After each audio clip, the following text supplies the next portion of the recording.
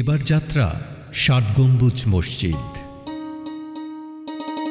পড়ন্ত বিকেলের গধূলি আলোয় দেখা ষাট গম্বুজ মসজিদ কয়েক শতাব্দী পুরনো বিশ্ব ঐতিহ্যের অন্যতম নিদর্শন।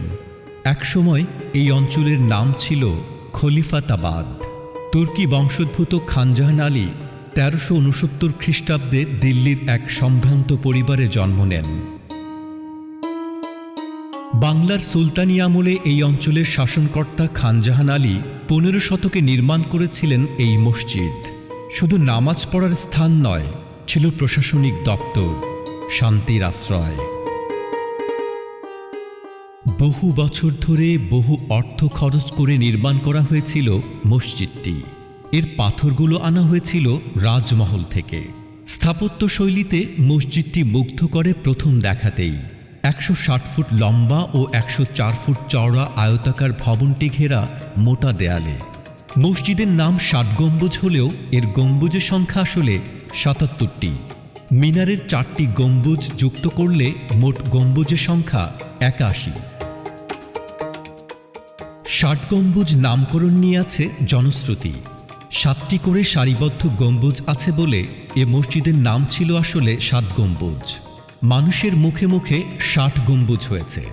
আবার কেউ কেউ মনে করেন গম্বুজগুলো ৬০টি স্তম্ভের উপর অবস্থিত বলে ৬০ খাম্বা কালে কালে হয়ে উঠেছে ষাট গম্বুজ। ষাট গম্বুজ মসজিদ শুধু ইতিহাস নয়, জীবন্ত উত্তরাধিকার।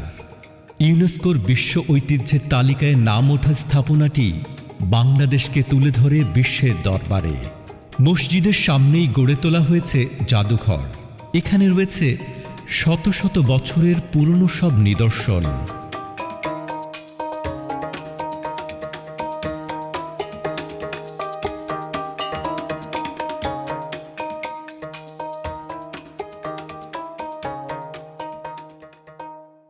প্রায় সন্ধ্যা নামে খানজাহান আলীর দিঘিতে।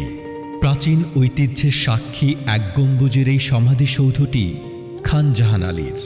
১৪৫৯ সালের ২৫শে মে তার মৃত্যু হয়। মৃত্যুর আগে এই অঞ্চলের মানুষের জন্য খনন করেছিলেন ৩৬০টি দিঘি, নির্মাণ করেছিলেন শত শত মসজিদ।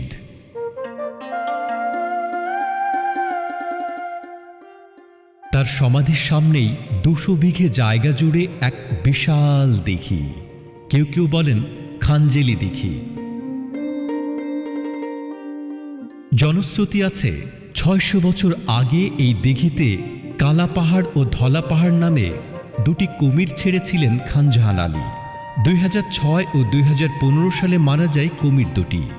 এই দিঘিতে এখন আছে মাদ্রাজ থেকে আনা একটি মাত্র কুমির, তবে তার দেখা পাইনি আমরা। স্থানীয়দের বিশ্বাস এই দিঘির পানি খেলে অনেক রোগ থেকে মুক্তি মেলে।